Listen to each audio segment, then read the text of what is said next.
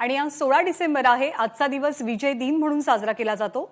1971 साली भारत पाकिस्तान युद्धानंतर बांगलादेश हे नवं राष्ट्र निर्माण झालं. 16 डिसेंबर 1971 ला याच दिवशी भारताने पाकिस्तानवर विजय मिळवलेला. या युद्धामध्ये भारताचे अनेक जवान शहीद झालेले. विजय दिवस म्हणून आजचा दिवस साजरा केला जातो. आणि या विजय दिनाच्या निमित्तानं हा विशेष कार्यक्रम सध्या सुरू आहे नवी दिल्लीमध्ये. अपने कब्जे में ले लिया.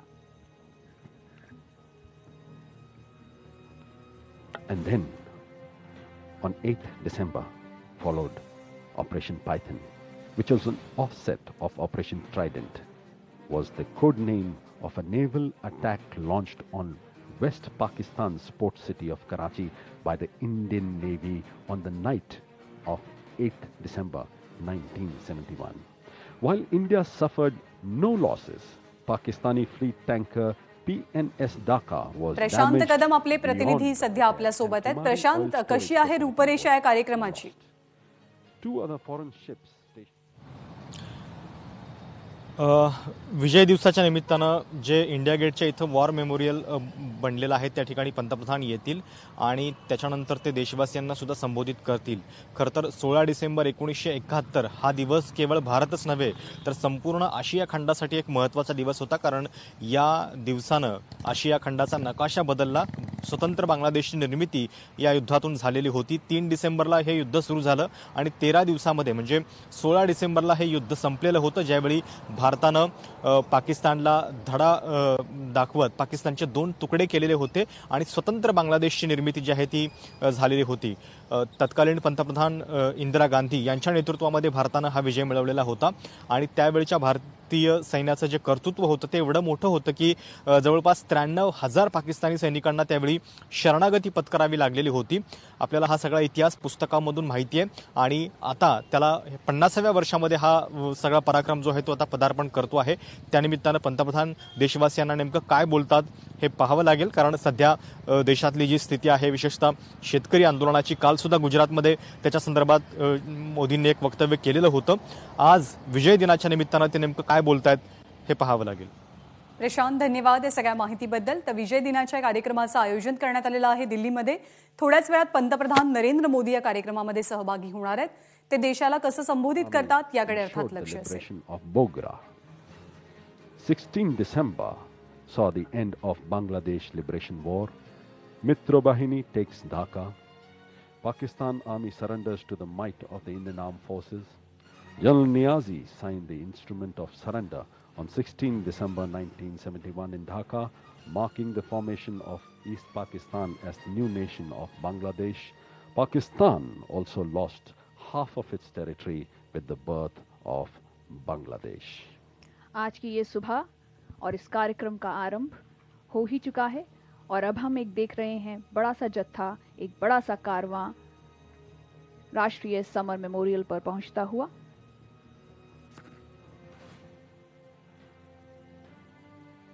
आज यहां स्वर्णिम विजय मशाल को प्रज्वलित किया जाएगा. भारतीय सैन्याचा हा पराक्रम 50व्या वर्षामध्ये पदार्पण करतो आणि या निमित्ताने विशेष कार्यक्रमाचं आयोजन संरक्षण मंत्री राजनाथ सिंग इथे उपस्थित आहेत आणि पंतप्रधान नरेंद्र मोदी यांचं सुद्धा नुकतंच इथे आगमन झालंय. गेल्या काही दिवसांमध्ये सीमेवरती असलेली तणावाची परिस्थिती, एकीकडे चीनच्या सुरू असलेल्या कुरापती, दुसरीकडे पाकिस्तानकडनं सतत दिला जाणारा त्रास आणि आजचा हा कार्यक्रम, या सगळ्या पार्श्वभूमीवरती पंतप्रधान नरेंद्र मोदी संबोधित करताना कोणकोणत्या मुद्द्यांना स्पर्श करतात हे अर्थातच पाहावं लागणार आहे. 1971 साली झालेल्या युद्धामध्ये जसं प्रशांतनं उल्लेख केला तसा आशिया खंडाचाच नकाशा बदलून गेला. स्वतंत्र बांगलादेशाची निर्मिती झाली आणि पाकिस्तान विरोधातलं हे युद्ध भारतीय सैन्याने जिंकलं. के अमर सेनानियों के सम्मान में माननीय प्रधानमंत्री पुष्प चक्र अर्पित करेंगे और यहां से वे बढ़ रहे हैं अमर जवान ज्योति की तरफ. अमर जवान ज्योतीकडे पंतप्रधान नरेंद्र मोदी जातील. संरक्षण मंत्री आणि तीनही दलांचे प्रमुख सुद्धा त्यांच्या सोबत उपस्थित आहेत. पुष्पचक्र अर्पण करून या जवानांच्या स्मृतींना अभिवादन केलं जाईल आणि त्यानंतर मुख्य कार्यक्रमाची सुरुवात होणार आहे.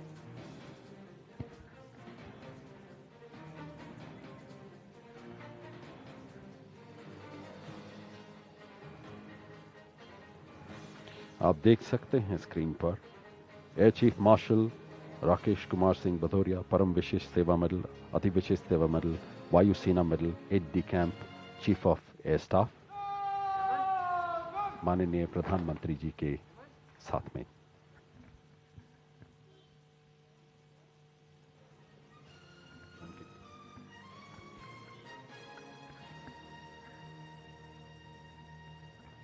भारतीय सशस्त्र बलों के ऐतिहासिक शौर्य और पराक्रम के सम्मान में आज का दिन महत्वपूर्ण है। ये सुबह याद दिलाती है उन वीर सेनानियों को जिन्होंने हंसते हंसते अपनी जान पर खेलते हुए 1971 युद्ध में भारत को विजय दिलाई। माननीय प्रधानमंत्री एवं रक्षा मंत्री अमर जवान ज्योति की तरफ बढ़ते हुए जहां वीर सेनानियों को वे पुष्प चक्र अर्पित करेंगे। Ms. Jayashree, it is a proud privilege to be a soldier with discipline, self-respect, pride in unit, country, a high sense of duty and obligation to comrades, and self-confidence born to demonstrate ability.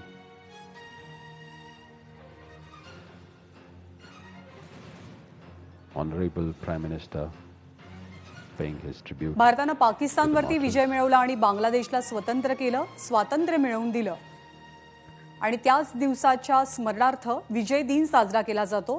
भारतीय जवानांच्या शूर पराक्रमाला अभिवादन करताना देशाचे पंतप्रधान नरेंद्र मोदी।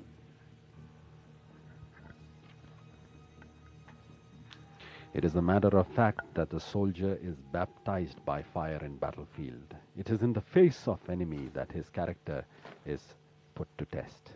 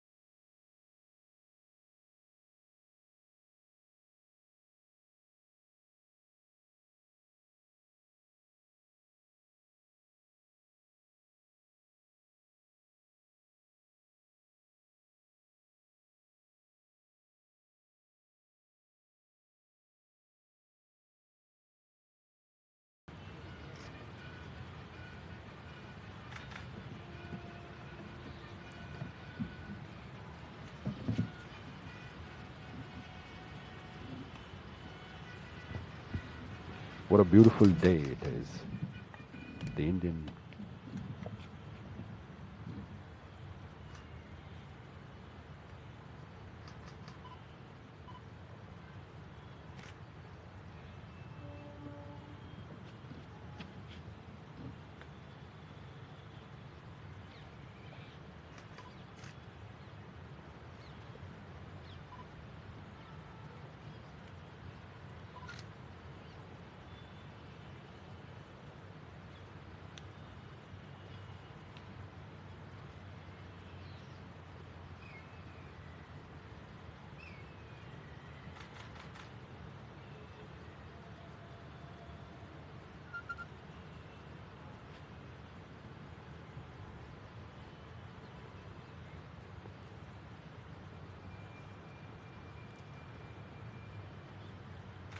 विजय दिनाच्या निमित्तानं या विशेष कार्यक्रमाचं आयोजन करण्यात आलं आहे। नुकतंच पंतप्रधान नरेंद्र मोदी यांनी जवानांच्या स्मृतींना अभिवादन केलेलं आहे।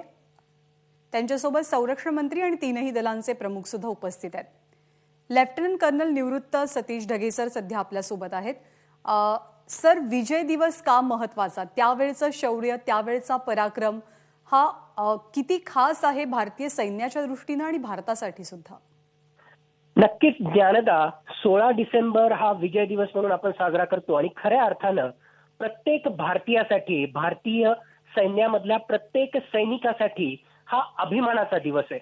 हे यासाठी कारण जगाच्या इतिहासामध्ये याच दिवशी एक्झॅक्टली 49 वर्षांच्या आधी एक नाही, दोन नाही, तर तब्बल 93,000 पाकिस्तान सैनिकांना त्यांच्या गुडघ्यावर टेकण्यासाठी, भारतासमोर जे आहे नतमस्तक होण्यासाठी आपल्या जांबाज सैनिकांनी त्यांना जे आहे त्या ठिकाणी बाध्य केलं होतं. म्हणून खऱ्या अर्थानं आपल्या भारतीय सैनिकांचा हा शौर्याचा दिवस आहे. आपल्याला जसं माहित आहे की त्याच वेळेस ज्या प्रकारे त्यावेळेसच्या पश्चिम पाकिस्ताननं पूर्व पाकिस्तानमध्ये म्हणजे आज घडीच्या बांगलादेशमध्ये प्रचंड प्रमाणामध्ये तिथल्या बंगाली भाषिकांवर अन्याय केले होते, त्यांच्या मानवी हक्कांचं उल्लंघन केलं होतं आणि त्याला पाठिंबा म्हणून भारतानं मुक्ती वाहिनीला त्या ठिकाणी सपोर्ट केला होता आणि त्यातूनच हे युद्ध त्या ठिकाणी लढलं गेलं. फक्त 13 दिवसांमध्ये 3 डिसेंबर ते 16 डिसेंबर फक्त 13 दिवसांमध्ये आपण पाकिस्तानच्या सैनिकांचा धुव्वा उडवला आणि त्यांना आपल्या पुढे नतमस्तक करायला लावलं. खरं पाहिलं तर भारताच्या त्यावेळेसची राजकीय इच्छाशक्ती आणि भारतीय सैनिकांचं शौर्य यांचं जर कॉम्बिनेशन असेल तर आपण काय हासिल करू शकतो त्याचं हे उत्कृष्ट उदाहरण होतं. आणि आपलं भारतीय सैनिक ज्यावेळेस गरज पडली त्यावेळेस मातृभूमीसाठी आपला देह सुद्धा त्याग करायला मागे पुढे पाहत नाहीत, हे आपण त्या ठिकाणी पाहिलं. 1947 असेल, 1965 असेल आणि 1971च्या युद्धामध्ये पाकिस्तानला आपल्या पुढे सपशेर हार पत्करावी लागली आणि त्याला स्पष्टपणे कळालं की भारताला आपल्याला सरळ सरळ युद्धामध्ये हरवता येत नाही. म्हणूनच त्याच्यानंतर आता कुठेतरी त्याने दहशतवादाचा मार्ग त्या ठिकाणी अवलंबलेला आपल्याला या ठिकाणी दिसतोय. नक्कीच या दिवसाचं अतिशय महत्व आहे आणि आता आपण त्याला 49 वर्ष पूर्ण केलेले आहेत. 50व्या वर्षामध्ये आपण त्याला पदार्पण करतोय. म्हणून आजपासून पुढच्या एका वर्षापर्यंत 16 डिसेंबर 2021 पर्यंत वेगवेगळ्या प्रकारचे कार्यक्रम त्या ठिकाणी राबवण्यात येतील आणि प्रत्येक भारतीयाच्या मनात भारतीय सैनिकांच्या शौर्याविषयी याच्याविषयी जागृती निर्माण करण्याचं काम त्या ठिकाणी करण्यात येईल. एक गोष्ट या ठिकाणी मला आवर्जून सांगावीशी वाटते की वर्ष 2020 वर्ष 2021 मध्ये सुद्धा थोडीशी 50 वर्षांपूर्वी जशी परिस्थिती होती तशीच परिस्थिती निर्माण होतीये काय असं मला वाटायला लागलेलं आहे. आज घडीला जर आपण पाकिस्तानमध्ये पाहिलं तर गिलगिट बाल्टिस्तानमध्ये असेल किंवा पाकव्याप्त काश्मीरमध्ये असेल किंवा बलुचिस्तानमध्ये असेल मोठ्या प्रमाणावर पाकिस्तानच्या लष्करातर्फे किंवा पाकिस्तानच्या आजच्या राज्यकर्त्यांतर्फे मोठ्या प्रमाणावर अन्यायकारक कृती त्या ठिकाणी केली जाते. त्यांच्या मानवी हक्कांचं उल्लंघन केलं जात आहे. आणि जसं 1971ला बांगलादेशमध्ये मुजीबुर रहमान यांच्या नेतृत्वाखाली एक लढा उभारला गेला आणि त्याला भारतानं पाठिंबा दिला आणि भारतानं त्याच्या माध्यमातून पाकिस्तानचे 2 तुकडे केले. आज जर पाकिस्तान सुधारला नाही तर मला वाटतं येणाऱ्या काही काळामध्ये पाकिस्तानचे 4 तुकडे झाल्याशिवाय राहणार नाही. त्यामुळे पाकिस्ताननं कमीत कमी भूतकाळाकडे तरी पाहावं आणि त्यातून धडा घ्यावा ज्याच्या माध्यमातून मानवी हक्कांचं उल्लंघन आणि तिथल्या जनतेवर त्यानं अत्याचार करू नयेत. याच मुद्द्याच्या अनुषंगाने मी आपल्याला पुढचा प्रश्न विचारते की आत्ताची चीन बॉर्डरची परिस्थिती किंवा पाकिस्तानकडनं सातत्यानं होत असलेल्या कुरापती, या कोरोनाचं असलेलं संकट, या पार्श्वभूमीवरती पंतप्रधानांचं संबोधन हे किती महत्वाचं ठरतं जवानांचं मनोबल वाढवण्याच्या दृष्टीनं? नक्कीच हे महत्वाचं ठरतं कारण या ठिकाणी आपल्याला माहित आहे की मागच्या 1 वर्षांमध्ये अतिशय खडतर परिस्थितीमधून, प्रतिकूल परिस्थितीमधून आपला सगळा देश जातोय आणि जसं तुम्ही योग्य प्रकारे सांगितलं की वेगवेगळ्या फ्रंटवर आपला लढा सुरू आहे. एकीकडे कोरोनासारख्या महामारीचा जो आहे आपल्या कोरोना योद्धे त्याचा मुकाबला त्या ठिकाणी करतायत तर आपले जांबाज सैनिक एका ठिकाणी नाही तर दोन्ही फ्रंटवर 2 फ्रंट वॉरची लढाईसाठी आपली तयारी त्या ठिकाणी सुरू आहे. नॉर्थ फ्रंटवर चीनकडून कुरघोडी करण्याचा प्रयत्न केला जातोय आणि लॉंग टर्म विजन ठेवून चीन आपलं आर्थिक आणि सामरिक हित साध्य करण्यासाठी भारतावर कुरघोडी करण्याचा प्रयत्न करतोय आणि सायमल्टेनियसली पाकिस्तानच्या दहशतवादाच्या माध्यमातून भारताविरुद्ध कुरघोड्या सुरूच आहेत.